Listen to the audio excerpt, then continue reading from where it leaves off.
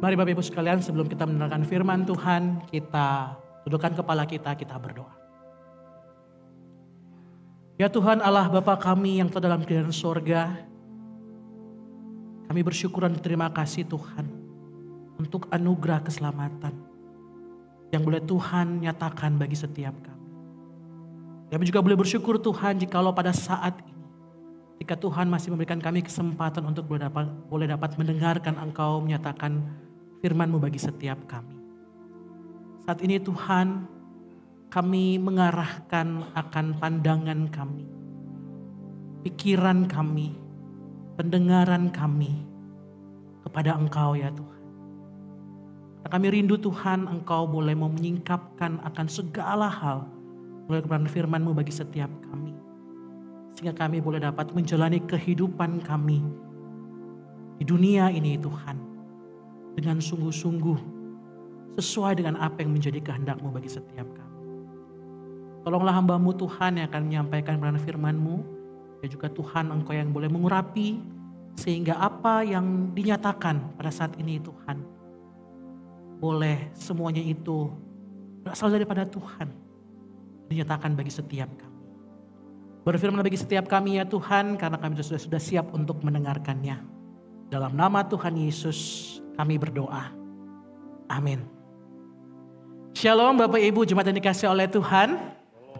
Kita bersyukur untuk kesempatan yang indah kita boleh kembali bersama-sama bersekutu dalam rumah Tuhan. Dan terlebih kita boleh akan bersama-sama kembali merenungkan kebenaran firman Tuhan. Dan Bapak Ibu kita bersyukur di dalam rangkaian ya seri khotbah misi ini kita telah memasuki pekan yang keempat Bapak Ibu ya. Dan kita akan bersama-sama merenungkan akan tema kita yakni misi dan tantangan penambahan jiwa. Mari saya mengajak setiap kita untuk boleh membuka bagian firman Tuhan yang akan mendasari perenungan kita pada siang hari ini yang terambil dari Kisah Para Rasul pasalnya yang kedua. Kisah Para Rasul pasalnya yang kedua. Ayatnya yang pertama, ayat yang ke-41 hingga ayatnya yang ke-47. Mari saya mengajak setiap kita untuk boleh membuka Alkitab kita ataupun mungkin yang ada di handphone ataupun yang ada di tabnya. Kita sama-sama membuka bagian firman Tuhan dari Kisah Para Rasul pasalnya yang kedua, ayatnya yang ke-41 hingga ayat yang ke-47. Jikalau sudah, saya akan membacakan bagi Bapak Ibu saudara sekalian. Saya mengajak setiap kita untuk boleh memperhatikan bagian firman Tuhan ini. Demikian bunyi firman Tuhan. Orang-orang yang menerima perkataannya itu dibaptis. Dan pada hari itu jumlah mereka bertambah kira-kira 3.000 jiwa. Mereka bertekun dalam pengajaran rasul-rasul, dalam persekutuan, dalam memecahkan roti dan berdoa. Ketakjuban melanda semua orang. Sebab rasul-rasul itu mengadakan banyak mujizat dan tanda. Semua orang yang percaya tetap bersatu dan semua milik mereka adalah milik bersama. Dan selalu ada dari mereka yang menjual harta miliknya lalu membagi-bagikannya kepada semua orang sesuai dengan keperluan masing-masing. Dengan bertekun dan sehati mereka berkumpul tiap-tiap hari dalam bait Allah. Mereka memecahkan roti di rumah masing-masing secara bergiliran dan makan bersama-sama dengan gembira dan tulus hati. Sambil memuji Allah dan mereka disukai semua orang. Tiap-tiap hari Tuhan menambahkan jumlah mereka dengan orang yang diselamatkan. Demikian pembacaan firman Tuhan bagi setiap kita. Amin. Bapak Ibu sudah dikasih oleh Tuhan, mungkin masih teringat oleh kita dengan dua sosok pribadi influencer ya, yang pada masanya itu pernah Bapak Ibu menarik perhatian setiap kita ya, atau perhatian banyak orang, bahkan diidolakan oleh anak-anak muda pada masanya. Mereka adalah ini Bapak Ibu ya, Doni Salmanan atau disebut dengan Sultan YouTube dan juga Indra Kents yang selalu dikenal dengan Crazy Rich Medan Bapak Ibu ya. Nah Bapak Ibu semasa mereka ini berjaya pada masanya ketika mereka diidolakan itu kan ya, terkenal pada masanya. Mereka berdua ini Bapak Ibu kerap kali menunjukkan sebuah gaya hidup ya. Seringkali memamerkan atau disebutnya dengan flexing ya. Sebuah gaya hidup yang sangat mewah di media sosial ya. Mereka menunjukkan mobil sport mereka, motor gede, mogenya mereka gitu kan ya. Rumah yang begitu besar, bahkan tidak tanggung-tanggung, mereka nggak malu untuk menunjukkan rekening mereka yang isinya sangat banyak. Tentunya nggak malu ya Bapak Ibu ya, karena kan nolnya banyak gitu kan. Kalau nolnya cuma berapa mungkin mereka nggak mungkin mau menunjukkan ya. Tapi karena saking banyaknya, mereka menunjukkan hal itu dengan terang-terangan Bapak Ibu di media sosial. Bahkan mereka itu tidak segan-segan ya memamerkan sebuah kegiatan berbagi-bagi gitu ya, bagi-bagi duit gitu ya, bagi-bagi uang gitu kan, terus di record, terus kemudian di posting gitu kan, yang menunjukkan bahwa mereka tuh memiliki banyak uang dan mereka itu sangat sangat berbaik hati, berbagi-bagi seperti itu. Nah Bapak Ibu, rupanya ya dari segala tindakan yang mereka lakukan untuk memamerkan semuanya itu ternyata tuh mereka lakukan untuk sebuah tujuan. Nah tujuan dari tindakan tersebut sebenarnya untuk membangun akan image mereka. Membangun citra mereka sebagai anak muda yang sukses dan kaya raya pada waktu itu. Anak muda yang dulunya mungkin seorang yang tidak berada gitu kan ya. Lahir dari latar belakang keluarga yang tidak berada. Mereka itu hidup susah, bahkan pernah menjadi pengamen, jadi seorang sopir dan sebagainya. Namun kemudian mereka mendadak menjadi seorang crazy rich. Jadi seorang sultan Bapak Ibu ya. Hanya dengan melakukan sebuah tindakan yang disebut trading atau investasi digital di salah satu platform keuangan yang mereka promosikan gitu ya. Kita tahu ya, Binomo gitu kan ya. Pasti tidak asing lagi dengan kita ya. Binomo Bapak Ibu. Nah harapannya dengan mereka melakukan citra ini Bapak Ibu. Harapannya adalah orang-orang yang melihat ini semua. Kemudian tertarik dan mengikuti apa yang menjadi tindakan mereka tersebut. Apa yang mereka lakukan tersebut di platform trading mereka. Dan Bapak Ibu benar saja ya. Apa yang mereka lakukan ternyata mendapat respon yang sangat luar biasa. Kisah hidup dan cara citra diri yang mereka bangun ini pada akhirnya membuat pada akhirnya banyak orang itu percaya bahwa dengan melakukan investasi digital itu pada akhirnya bisa menghantarkan menuju kepada gerbang kesuksesan dengan cara yang mudah ya. Akhirnya mengalami yang namanya financial freedom Bapak Ibu dengan sangat mudah. Banyak orang pun pada akhirnya mulai berbondong-bondong mengikuti jejak mereka ya untuk melakukan trading dan investasi digital pada platform yang sama yang mereka promosikan Bapak Ibu ya.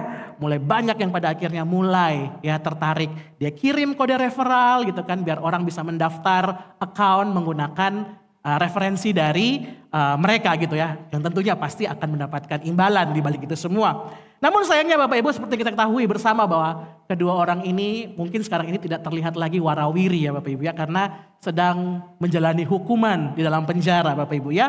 Seperti kita tahu bahwa ternyata platform trading yang mereka promosikan itu adalah platform yang ilegal Bapak Ibu ya.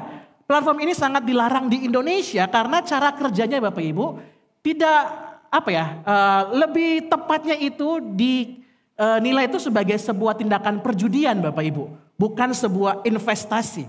Dan pada akhirnya ketika semuanya terbongkar, ditangkap dan platform ini kemudian diproses dan kemudian ditutup Bapak Ibu, dampaknya apa Bapak Ibu? Ribuan korban di seluruh Indonesia mengalami kehilangan uang Bapak Ibu ya. Uang tabungan kuliah lah, bahkan mungkin dana darurat keluarga pun pada akhirnya semuanya habis ya. Kerugian dan kasus ini pun Bapak Ibu ya ditaksir senilai ratusan miliar rupiah. Nah Bapak Ibu melalui kejadian ini Bapak Ibu kita bisa menyimpulkan, kita bisa belajar bahwa penting sekali bagi kita untuk memastikan bahwa promosi dan citra yang diletakkan pada sebuah produk itu sudah seharusnya selaras dan sesuai dengan kualitas asli dari produk tersebut bukan ya Bapak Ibu ya. Sebab kalau tidak ya, kalau cuma flexing padahal di belakangnya tidak demikian. Ketika kebongkar ketahuan apa yang terjadi. Seperti tadi Bapak Ibu, banyak orang kecewa, banyak orang marah, banyak orang yang hilang kepercayaan. Terjadi kerusakan keadaan yang demikian rupa Bapak Ibu. Nah Bapak Ibu, terhadap hal ini juga pada akhirnya membuat saya kembali merenungkan lebih jauh lagi Bapak Ibu. Sehubungan dengan kehidupan kita sebagai murid-murid Kristus. Kehidupan kita sebagai komunitas gereja Tuhan yang sudah mengenal dan mengalami akan Injil keselamatan daripada Tuhan. Murid-murid Kristus dan komunitas gereja Tuhan yang hidupnya telah ditransformasi dan diubahkan oleh Injil serta kasih Tuhan. Murid-murid Kristus, komunitas gereja Tuhan yang beberapa minggu ini kita sering dengar sebagai komunitas yang misional, yang dipanggil Tuhan untuk memberitakan Injil dan memproklamasikan akan kasih Tuhan itu kepada dunia. Bahwa apakah kita ketika orang-orang yang belum percaya di luaran sana mendengar akan Injil Tuhan, lalu mereka melihat bagaimana kita sebagai murid-murid Kristus Bapak Ibu, apakah mereka akan menemukan ada kesesuaian hidup nih, ya, ada kesesuaian antara Injil, ya, yang mereka dengar dengan kehidupan kita sebagai murid-murid Kristus yang telah menerima akan Injil itu dan ditransformasi oleh Injil tersebut. Bapak Ibu, apakah mereka akan melihat ada kesetiaan, ada keteguhan, ada kecintaan yang mendalam terhadap Injil tersebut. Ketika mereka melihat atau orang-orang di luar sana melihat kita sebagai orang-orang percaya hidup bersama-sama, apakah Bapak Ibu mereka akan menjadi yakin bahwa benar Kristus itu adalah Tuhan yang penuh kasih? Apakah mereka akan tertarik pada keindahan Injil Kristus tersebut ketika melihat kehidupan kita Bapak Ibu?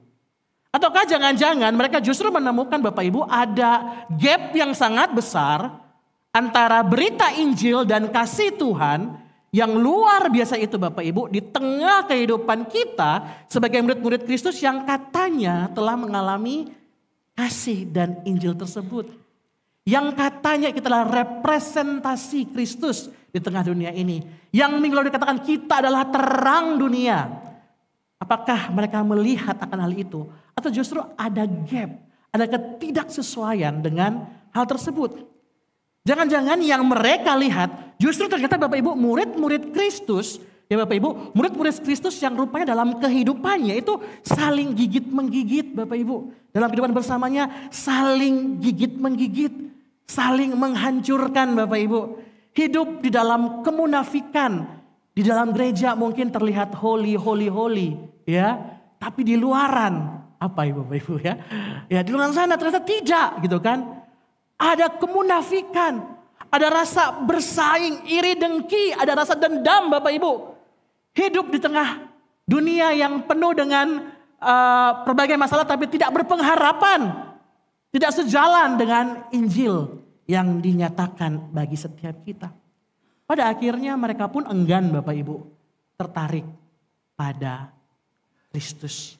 Mereka enggan tertarik pada Injil.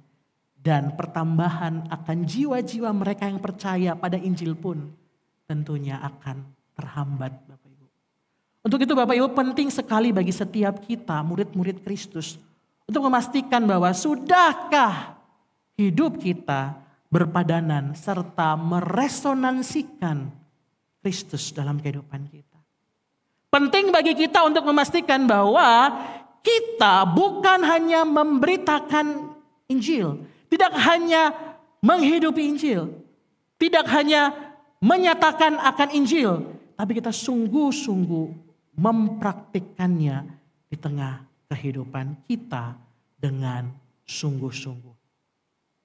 Bapak Ibu sudah dikasih oleh Tuhan, misi Tuhan melalui Injilnya yang menyelamatkan akan setiap jiwa-jiwa tidak akan berarti apa-apa Bapak Ibu. Tidak akan membawa dan menarik jiwa-jiwa jika kita murid Kristus, gereja-gereja Tuhan yang telah mengalami dan dipercayakan akan Injil tersebut Bapak Ibu, tidak hidup sungguh berpadanan dengan Injil tersebut. Inilah tantangan Bapak Ibu tantangan bagi pekerjaan Tuhan, tantangan bagi ledakan kebangunan rohani pada jiwa-jiwa orang percaya dalam misi Allah di tengah dunia ini. Memang Bapak Ibu banyak tantangan di luar sana, tapi yang paling mendasar bagaimana kita sebagai representasi Allah, sebagai representasi Injil tersebut, kita sudah menghidupinya dan menjadi dampak bagi banyak orang. Untuk itu Bapak Ibu, melalui teks bacaan kita saat ini Bapak Ibu, kita akan bersama-sama kembali melihat dan mengoreksi diri kita. Apakah kita sebagai murid Kristus sudah berpadanan dengan Injil Tuhan? Ataukah apakah hidup kita dalam keseharian kita sudah menjadi daya tarik dan membawa orang lain datang kepada Tuhan? Bapak Ibu, kalau kita melihat dari kehidupan jemaat mula-mula ya dalam perikop yang tadi kita baca itu Bapak Ibu, dikatakan bahwa ada penambahan jiwa-jiwa. Tuhan pada akhirnya di ayat 47 menambahkan jiwa-jiwa di antara mereka. Ya, rupanya juga ada banyak orang pada akhirnya menjadi tertarik dan merasa terberkati dengan kehidupan orang Kristen pada waktu itu. Mengapa demikian Bapak Ibu? Asal yang pertama adalah karena mereka benar-benar hidup bertekun pada firman Tuhan. Mereka bertekun di dalam doa.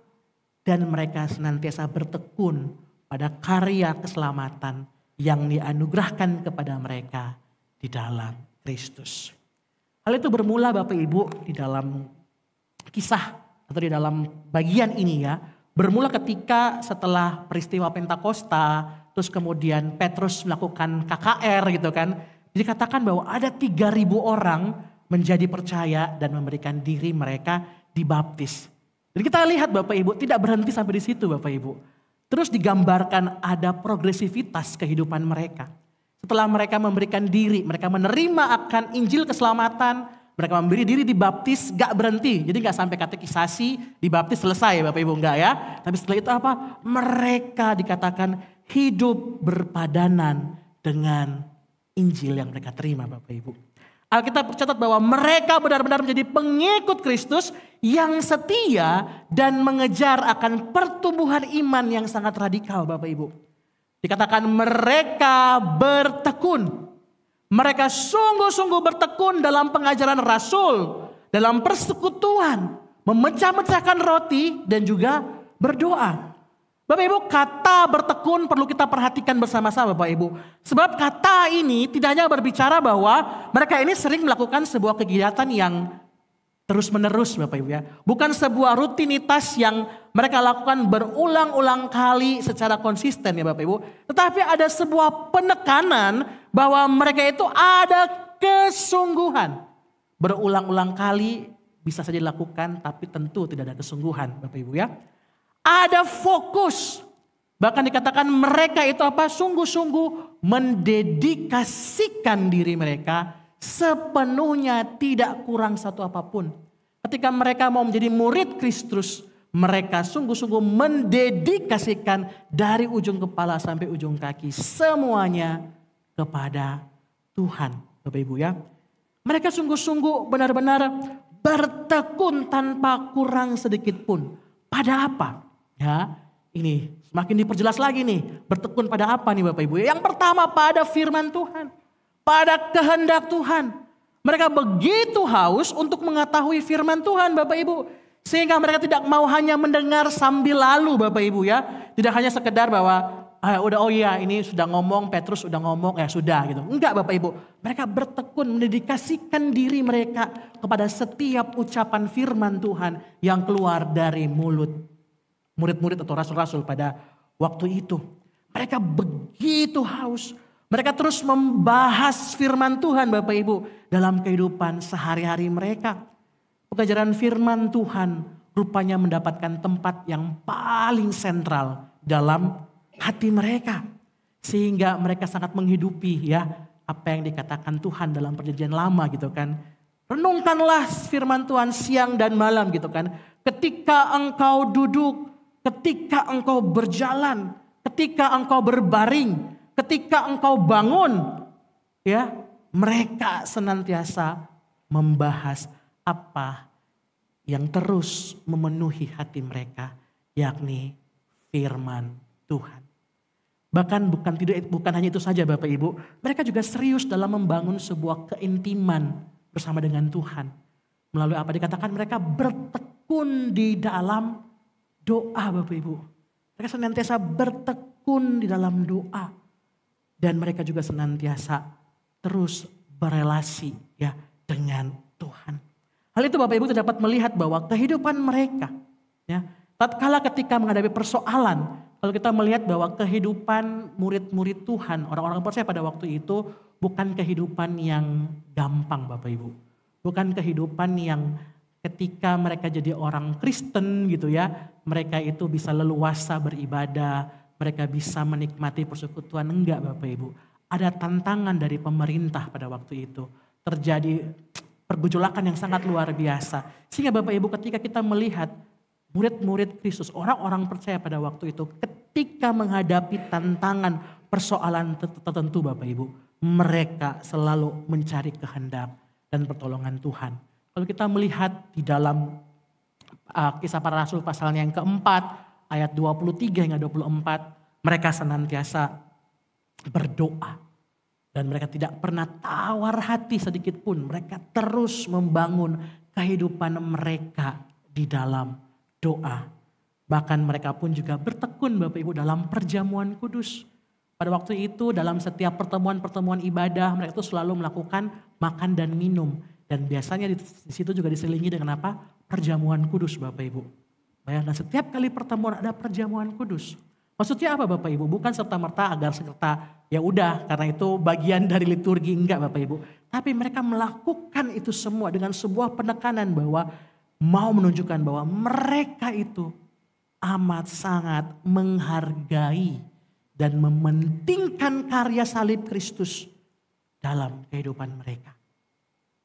Bapak Ibu, kalau kita melihat ketiga hal ini Bapak Ibu ya, ketika melihat ketiga hal yang dilakukan ini adalah suatu kegiatan yang sangat dekat dengan mereka Bapak Ibu. Sesuatu yang sering kali mereka lakukan, tidak terlewatkan sedikit pun.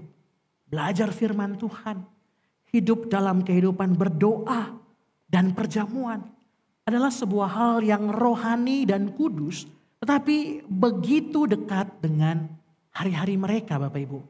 Mereka tidak memisahkan antara kehidupan sehari-hari yang biasa dengan kehidupan yang spiritual mereka.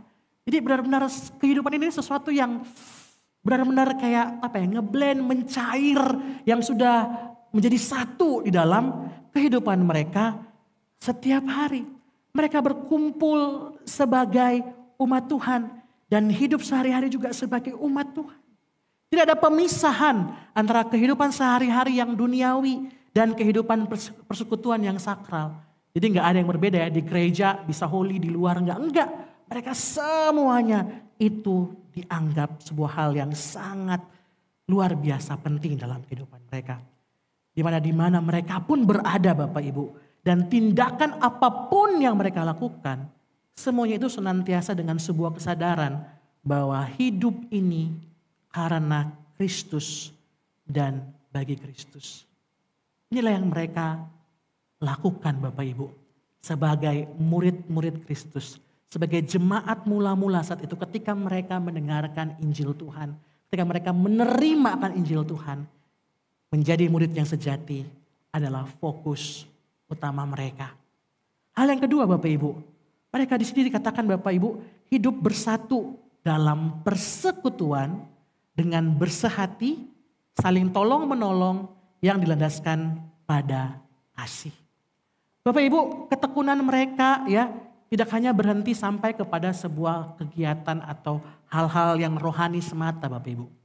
Namun mereka juga mewujudkan itu dalam kehidupan keseharian mereka Bapak Ibu. Di dalam hidup kebersamaan sebagai orang-orang percaya.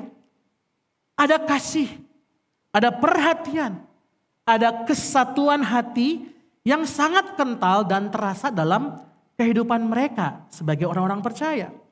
Hal ini jelas Bapak Ibu didorong karena tadi pemahaman mereka tentang Injil itu. Dan kecintaan mereka kepada pribadi yang telah menyelamatkan mereka. Nah Bapak Ibu, kalau kita melihat kata koinonia, kata persekutuan yang dipakai, di sini tidak hanya sekedar Bapak Ibu hanya bisa sebuah makna yang hanya sekedar mereka itu berkumpul gitu kan ya, kayak ada persekutuan doa ya berkumpul, enggak Bapak Ibu. Bukannya sebuah perkumpulan sehari-hari bersama-sama dalam suatu tempat dan suatu waktu, enggak Bapak Ibu. Tapi memiliki makna yang lebih daripada itu. Ada makna di mana mereka hidup saling berbagi kehidupan Bapak Ibu. Mengambil bagian dalam kehidupan bersama-sama. Ya, mereka hidup saling berbagi gitu kan ya. Ada hidup saling, bukan tunggu-tungguan gitu kan ya, bukan nih Bapak Ibu. Mereka hidup saling berbagi kehidupan, mengambil bagian dalam kehidupan bersama, saling tolong yang didasari pada kasih dan tanpa perbedaan. Ada rasa kepemilikan yang erat di antara mereka Bapak Ibu. Hal ini jelas terekspresikan Bapak Ibu di dalam ayat-ayat yang kita baca tadi. Dilihat bahwa ada tindakan-tindakan berbagi harta di antara mereka. Mereka menjual untuk nantinya pada akhirnya semuanya itu digunakan untuk apa? Untuk mereka yang membutuhkan. Ya, mereka ada makan bersama. Bahkan Bapak Ibu terlihat ada ketulusan hati di antara mereka. Di mana mereka mau menerima persekutuan di dalam rumah-rumah mereka gitu Bapak Ibu ya. Mereka terus berkumpul bersama, makan bersama. Ada persekutuan di rumah mereka masing-masing. Ada penerimaan yang luar biasa. Semuanya itu dilakukan dengan apa Bapak Ibu? Dengan ketulusan dan tanpa ada perhitungan dan tentunya juga tanpa ada agenda pribadi. Tidak ada seorang pun Bapak Ibu yang merasa keberatan jika harus berbagi. Tidak ada yang merasa bahwa saya levelnya lebih tinggi. Saya penyumbang yang lebih besar. Jadi saya enggan mau duduk bersama-sama dengan orang-orang yang tidak selevel dengan saya. Enggak Bapak Ibu, tidak demikian Bapak Ibu. Tidak ada kesenjangan antara warna kulit, suku, ras yang terjadi pada saat itu Bapak Ibu. Ini sebuah persekutuan yang indah yang terjadi dalam kehidupan jemaat yang mula-mula. Bisa dikatakan bahwa semua bersiap untuk berbagi. Bapak Ibu kita bisa bayangkan kalau semuanya itu siap untuk hidup saling berbagi gitu Bapak Ibu ya. Semuanya itu mau, saya rebutan, saya duluan gitu, saya mau begini ini. Bukankah indah Bapak Ibu? Sebuah kehidupan kebersamaan yang begitu indah yang terjalin. Nah Bapak Ibu dikasih oleh Tuhan, hidup bertekun, bertumbuh menjadi murid-murid yang sejati. Serta hidup yang bersatu dan bersehati di atas dasar kasih Kristus. Kedua hal inilah yang pada akhirnya membawa mereka pada pertambahan jumlah yang signifikan seperti bagian yang kita baca tadi. Ini adalah kesaksian yang hidup Bapak Ibu. Yang menjadi daya tarik bagi banyak orang untuk bertobat atau datang kepada Kristus kala itu. Orang-orang dikatakan menjadi tertarik dan mau datang mengenal Kristus. Dan oleh perkenanan Tuhan, akhirnya Bapak Ibu jumlah mereka semakin ditambahkan setiap harinya. Mereka mengalami sebuah pertumbuhan yang sangat pesat. Memang Bapak Ibu bahwa pada akhirnya pertumbuhan jiwa itu adalah anugerah dari ilahi semata Bapak Ibu. Namun ingatlah bahwa Tuhan pun juga rindu. Dan Tuhan pun juga mau bekerja melalui kita. Komunitas yang memiliki kualitas hidup rohani yang luar biasa. Untuk merealisasikan akan kerinduannya tersebut. Lantas Bapak Ibu kembali lagi kepada pertanyaan di atas. Bagaimana dengan kehidupan kita saat ini yang adalah murid-murid Kristus Bapak Ibu. Marilah kita kembali melihat pada diri kita. Sudahkah selama ini kita sudah menjadi murid Kristus? Sudah menjadi gereja yang menghadirkan Injil dan menjadi daya tarik bagi banyak orang di luaran sana yang belum percaya sehingga mereka mau percaya dan datang kepada Kristus. Bapak Ibu dikasih oleh Tuhan, pernahkah kita mendengar kalimat-kalimat seperti ini Bapak Ibu? Pernahkah kita mendengar dan atau mungkin juga mengalami ya kalimat-kalimat berikut Bapak Ibu? Buat apa ke gereja?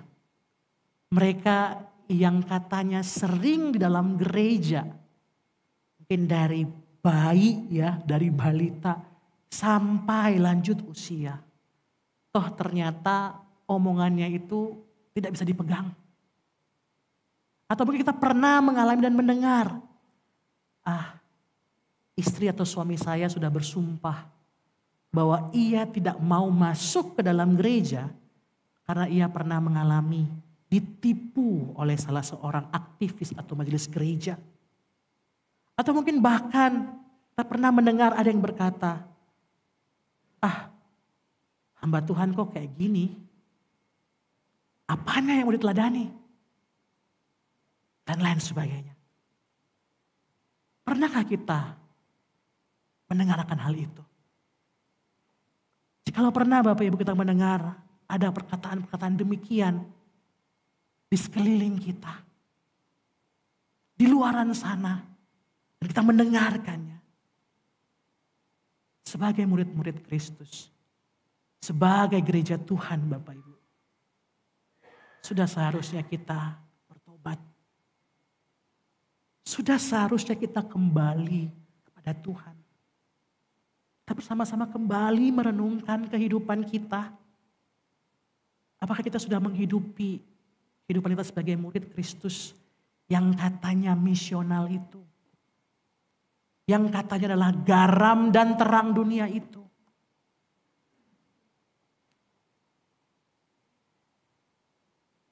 Oleh karena itu Bapak Ibu, mari sebagai murid Kristus, dengan sungguh kita kembali hidup bertekun dalam firman Tuhan. Hidup kembali bertekun dalam rutinitas doa-doa kita. Dan dengan yakin dan dengan iman yang teguh, kita boleh menghidupi kehidupan kita dengan berdasarkan akan karya keselamatan yang sudah Tuhan anugerahkan bagi kita secara cuma-cuma. Kita harus benar-benar memiliki kecintaan pada firman Tuhan Bapak Ibu. Jangan biarkan Alkitab itu usang di meja belajar kita. Jangan biarkan kehidupan doa kita jadi sesuatu yang hanya sekedar rutinitas. Cari Tuhan kalau ada masalah. Kalau nggak ada masalah, bodoh amat. Mari Bapak Ibu, terus ingat dan menghargai akan karya keselamatan Kristus Bapak Ibu. Jangan pada saat ada minggu pertama di tiap bulan perjamuan kudus, pegang anggur sama roti, kita tuh bisa switch mode jadi begitu mendalami. Jangan Bapak Ibu, setiap hari ingatlah akan karya Tuhan yang menjadikan kita seperti sekarang ini Bapak Ibu. Hidupi itu dalam kehidupan kita.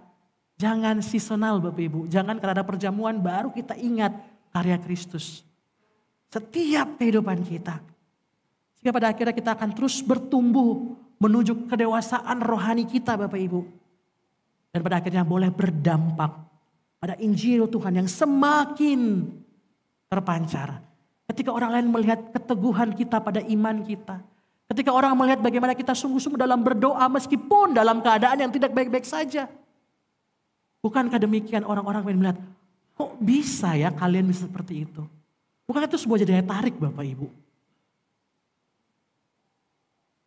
Saya berbagi sedikit Bapak Ibu ketika saya kerja waktu itu. Saya tuh laptop saya itu, screen savernya itu salib. Terus kemudian saya tuh pagi-pagi kalau ke kantor tuh suka buka lagu rohani Bapak Ibu. Hal yang simple. Terus kemudian suatu ketika saya dipanggil sama GM saya untuk mau meeting karena ada event off air yang harus kita sama-sama budgeting gitu ya. Kita bikin budget sehingga acara off air itu bisa terlaksana gitu kan. Karena waktu itu saya kerja di sebuah media Bapak Ibu. Jadi ada kegiatan off air. Dan menariknya Bapak Ibu, sebelum kita memulai akan buatin budget, tiba-tiba dia ngajak, yuk kita berdoa dulu yuk. Beliau itu tuh seorang dalam tanda kutip Muslim Bapak Ibu ya. Dia mau coba berdoa dulu. Saya kaget gitu kan, karena gak biasa gitu kan. Terus kemudian dia ngomong gini, kamu nih kayaknya orang Kristen yang sejati ya. Kenapa Pak? Iya, Soalnya lihat aja laptopmu selalu isinya gambar-gambar seperti ini. Terus kamu pagi datang, yang kamu lakukan putar lagu-lagu kayak gini. Tapi itu saya amazed gitu. Mungkin dalam pemikiran saya pada waktu itu tuh hal yang sangat sederhana. Hal yang simple. Kalau itu boleh memberi satu dampak yang luar biasa bagi orang yang belum mengenal Kristus. Bapak Ibu, mari biarlah hidup kita berdampak pada Injil ketika kita sungguh-sungguh menghidupi kehidupan kita sebagai murid-murid Kristus yang sejati. Apa sih Bapak Ibu yang membuat kita enggan bersungguh-sungguh belajar akan firman Tuhan? Apa sih membuat kita pada akhirnya enggan memaknai karya Kristus dengan membangun keintiman dalam doa-doa kita, dalam relasi kita dengan Tuhan? Apakah mungkin isi hati kita masih begitu dipenuhi Bapak Ibu dengan kesenangan pribadi, hiburan, hal-hal dunia, sehingga tidak ada tempat bagi Tuhan dalam hati kita? Mungkin pikiran kita begitu dikuasai oleh pekerjaan kita, bisnis kita. Aduh, grafiknya turun nih, gimana ya? Besok ini harus gimana ya? Jangan-jangan semuanya itu yang lebih banyak menguasai akan pikiran kita dibandingkan memikirkan firman Tuhan. Bapak Ibu, ingatlah bahwa Tuhan begitu cinta pada kita. Di dalam hati dan pikirannya ada kita. Makanya ia rela mau datang mengampuni kita Bapak Ibu. Dia mau dekat dengan kita. Bahkan mau memakai kita sebagai rekan sekerjanya Tuhan. Dia mau kita menjadi garam dan terang untuk mengumpulkan banyak orang dalam kegelapan kepadanya. Bapak Ibu, kalau Tuhan saja mencintai kita dengan sungguh, bahkan mengorbankan hidupnya bagi kita, masihkah kita tidak mau meresponinya dengan mencintainya dengan sungguh? Mari seperti jemaat mula-mula Bapak Ibu, kita kembali bertekun. Kita kembali mendedikasikan diri kita kepada Tuhan. Menenggelamkan diri kita seluruhnya kepada Tuhan dan kepada firman-Nya. Sehingga orang-orang akan melihat kesungguhan hati kita. Dan mereka mau datang kepada Kristus. Yang berikut, marilah kita mempraktekkan akan persekutuan yang saling tolong menolong. Penuh perhatian, ada kesehatian, dan tentunya dilandaskan dengan kasih dalam hidup pribadi dan juga bergereja Bapak Ibu. Mari kenakanlah kasih Kristus yang telah kita terima dan kita alami dalam kehidupan kita. Marilah kita jangan jemu-jemu Bapak Ibu, terus berproses di dalam Tuhan. Ketika kita menghidupi, menyelami, memaknai, mengalami berulang-ulang kasih Tuhan itu dalam kehidupan kita. Sebab kesatuan, kesehatian dalam persekutuan hanya akan bisa terpancar dan terpelihara bila kita masing-masing sadar dan mau menaruh pikiran kita, hidup kita kepada Kristus. Kita mau menaruh kasih Kristus itu di dalam kehidupan kita. Kasih Kristus seperti apa Bapak Ibu? Kasih yang tidak berkeberatan untuk mengesampingkan hak pribadi kita. Kasih yang mau merendah. Kasih yang mau bersedia melayani orang lain. Kasih yang siap bersedia berkorban untuk orang lain. Bapak Ibu, semua yang disatakan ini Bapak Ibu telah Kristus lakukan bagi kita. Dan ia praktekkan ketika ia datang dalam dunia ini Bapak Ibu. Ia anak Allah. Tidak memikirkan haknya Bapak Ibu sebagai seorang anak Allah. Ia justru melepaskan semuanya itu Bapak Ibu. Dia mau datang ke dalam dunia. Menjadi sama seperti manusia Bapak Ibu. Bahkan mengambil peran sebagai hamba Bapak Ibu. Sebagai hamba untuk melayani siapa Bapak Ibu? Kita Bapak Ibu orang-orang berdosa. Kita Bapak Ibu. Dan dia melakukannya itu tanpa memandang siapa kita. Dia nggak milih-milih Bapak Ibu. Oh yang sebelah kiri enggak, yang sebelah kanan enggak. Bapak Ibu, enggak Bapak Ibu. Oh yang rambutnya lurus, yang rambutnya agak sedikit bergelombang. Tidak Bapak Ibu. Tidak sedikit pun ya Bapak Ibu memandang siapa kita. Bahkan ia melakukan itu semua Bapak Ibu. Agar kita bisa menjadi milik kepunyaannya. Kristus saja Bapak Ibu mau melakukannya bagi setiap kita. Sudah seharusnya kita yang senantiasa mengumandangkan saya murid Kristus, saya orang Kristen. Mari kita lakukan dalam kehidupan kita. Agar apa Bapak Ibu? Agar kasih yang sudah kita alami dan yang sudah mengubahkan kita itu dapat mengalir keluar. Dapat membanjiri kehidupan mereka di luar sana Bapak Ibu. Ya. Dan pada akhirnya membawa pengharapan, membawa kehangatan bagi mereka yang belum percaya. Sehingga mereka dapat melihat siapa Kristus itu Bapak Ibu. Kristus yang penuh dengan kasih. Dan bahkan mau menjadikan dia sebagai Tuhan dan Juru Selamat pribadi. Mari Bapak Ibu, jadilah murid-murid Kristus yang dikatakan murid yang sejati. Yang memiliki kehidupan yang sungguh-sungguh berpadanan dengan Injil yang sudah dianugerahkan bagi kita. Yang benar-benar merepresentasikan akan keindahan Injil itu melalui kehidupan pribadi kita Bapak Ibu. Maupun dalam kehidupan kita berkomunitas. Di gereja maupun di mana saja. Jangan sebaliknya ya Bapak Ibu. Jangan kita justru malah dimuridkan oleh dunia Bapak Ibu ya. Jangan serupa dengan dunia ini. Sebab kalau kita anak-anak Tuhan, murid-murid Tuhan terus sama dengan dunia ini. Ya apa pembedanya Bapak Ibu? Justru malah semakin hari Kristus itu semakin ditinggalkan. Semakin hari eksistensi Kristus itu tidak akan terlihat kalau kita semua yang saat ini ada saat ini nih. Makin lama makin serupa dengan dunia ini. Untuk itu mari seperti jemaat mula-mula kita boleh memperlihatkan kehidupan yang berakar kuat di dalam firman Tuhan Bapak Ibu. Hidup di dalam persekutuan yang penuh dengan kasih. Memiliki gaya hidup doa yang senantiasa meluap-meluap dalam kehidupan kita. Dan peduli terhadap sesama kita.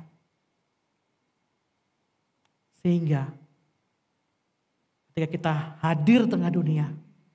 Orang-orang yang belum percaya dapat melihat. Bukan hanya melihat, merasakan. Dan mau tertarik pada Injilnya.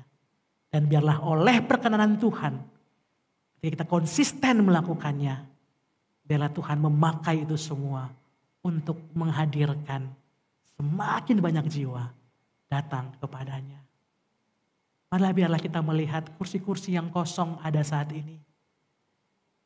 Dengan ketika kembali kita dalam kehidupan kita, kita hidup jadi murid yang sejati. Itu bila bisa membawa jiwa-jiwa yang akan mengisi kursi-kursi kosong ini. Mereka boleh dapat menikmati Kristus dalam kehidupan mereka. Mari kita berdoa.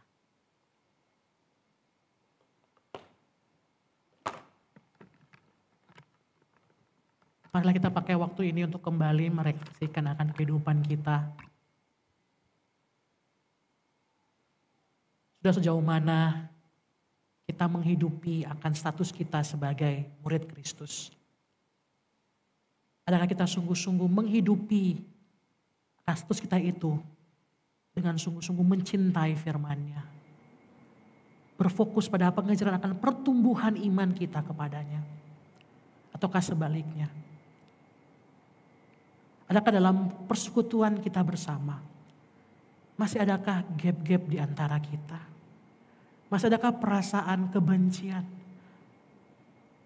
Ada agenda-agenda pribadi yang kita taruh di dalam setiap sikap dan tingkah laku kita. Sudahkah kehidupan kita sudah boleh menjadi daya tarik bagi orang-orang datang kepada Kristus. Tuhan, inilah setiap kami ya Tuhan, dalam keberadaan kami, ketika kami kembali melihat akan kehidupan kami. Kami menemukan Tuhan masih banyak hal yang perlu kami terus bangun dalam kehidupan kami sebagai murid Kristus. Ampuni kami jikalau Tuhan, Kau masih mendapati kami, bahwa kami sering kali menyia-nyiakan status kami sebagai murid Kristus dengan tidak mau bertumbuh kepadamu. Kami masih sering kali tidak mampu memancarkan terang kami bagi orang-orang. Ampuni kami ya Tuhan, dan kami membutuhkan Engkau untuk terus